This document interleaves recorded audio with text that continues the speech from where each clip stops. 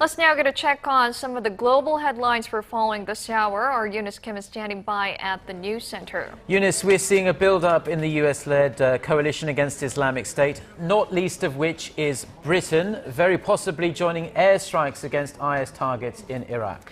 And you're absolutely right, Mark. The British Parliament is expected to debate that very call by Prime Minister David Cameron later on this Friday. This as U.S. authorities say they believe they have zeroed in on the masked IS militant who beheaded 2 American journalists and a British aid worker. Our Kim Ji-yeon tells us more on the developments.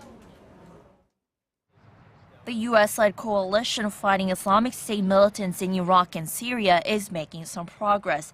During a briefing with reporters in Washington, FBI Director James Comey said that the U.S. has determined the identity of the militant who beheaded 2 American journalists and a British aid worker in Syria. But he would not be drawn on releasing his name to the media just yet. The videotaped beheadings of Americans James Foley and Steven Sotloff were major factors in U.S. President Barack Obama's decision to strike IS militarily, with the group's main strongholds in Syria the main targets of U.S. airstrikes this week.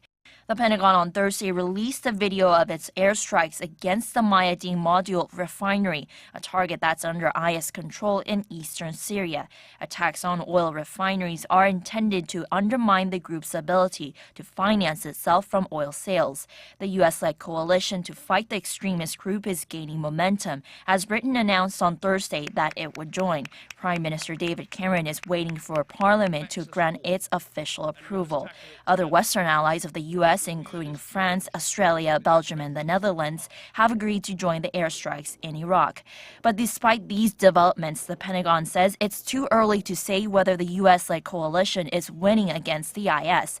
A spokesperson pointed to Islamic State's continued access to financing, volunteers, and weapons, even after the aerial bombing campaign against them began last month. Kim Ji-yeon, Arirang News.